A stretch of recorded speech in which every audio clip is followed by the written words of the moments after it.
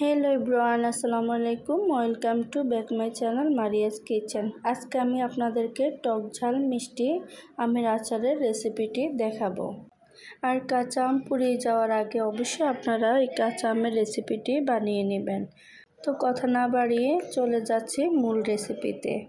তো আমি এখন এখানে শুকনো মরিচ 8 থেকে 9টা শুকনো মরিচ নিয়েছি এবং 5 ফোড়ন মশলা নিয়েছি। এগুলোকে আমি এখন ভেজে নেব। চুলাটাকে লো হিটে রেখে এগুলোকে আস্তে আস্তে ভাজতে হবে, না হলে পুড়ে যাবে। তো আমার ভাজা হয়ে গিয়েছে, এখন আমি এগুলোকে ব্লেন্ড করে নিব।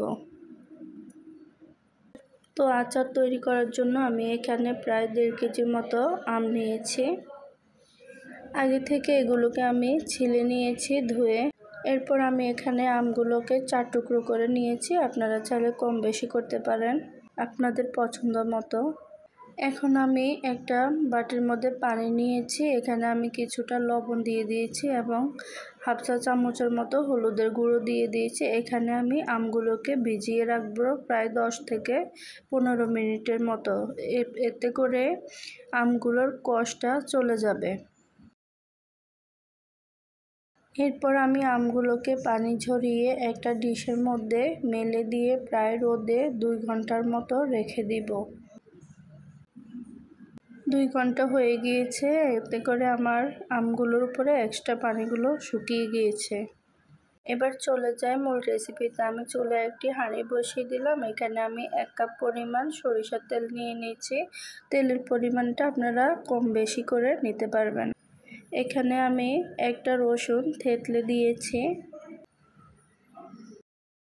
এরপর আমি এখানে হাফ চা চামচের মতো 5 ফোড়ন দিয়ে দিয়েছি, এতে করে একটা ফ্লেভার আসবে।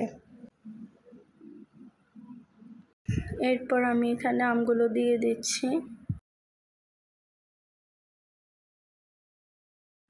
এরপর আমি এগুলোকে এপাশ ওপাশ করে মিশিয়ে নিচ্ছি। এরপর আমি এখানে আগে থেকে ভেজে রাখা মশলাগুলো 1 চা চামচ দিয়ে দিয়েছি। এরপর আমি এখানে 2 কাপ পরিমাণ চিনি দিয়ে দিয়েছি। আপনারা চাইলে গুড় দিয়েও করতে পারেন। এরপর আমি এগুলোকে আবারও নেড়েচেড়ে মিশিয়ে নিচ্ছি। এখন আমি এখানে হাফ চা চামচ হলুদের গুঁড়ো, হাফ চা চামচ মরিচের গুঁড়ো অ্যাড করেছি, এতে করে একটা সুন্দর কালার আসবে।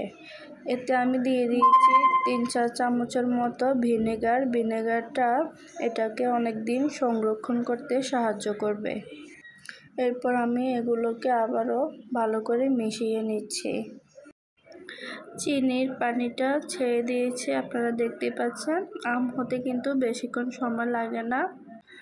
আগুনটা কিন্তু মিডিয়াম লো আঁচে রেখে আস্তে আস্তে করে রেসিপিটি তৈরি করতে হবে। আচারটা আমার কিন্তু রেডি হয়ে গিয়েছে, আপনারা দেখতে পাচ্ছেন এর ঘনত্বটা কতটুক।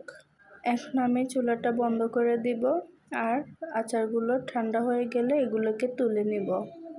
আচারগুলো ঠান্ডা হয়ে গেলে এগুলোকে কাঁচের বয়ামে রেখে নর্মাল ফ্রিজে রেখে 1 বছর পর্যন্ত সংরক্ষণ করে খেতে পারবেন। খুব সহজভাবে আজকের এই রেসিপিটি করে দেখিয়েছি। আশা করি আপনাদের কাছে ভালো লেগেছে। অবশ্যই যদি ভালো লেগে থাকে কমেন্টে জানাবেন আর আমার চ্যানেলটি সাবস্ক্রাইব করতে ভুলবেন না। তো তৈরি হয়ে গিয়েছে আমার আজকের আমের আচারের রেসিপিটি। সবাই ভালো থাকবেন, ধন্যবাদ।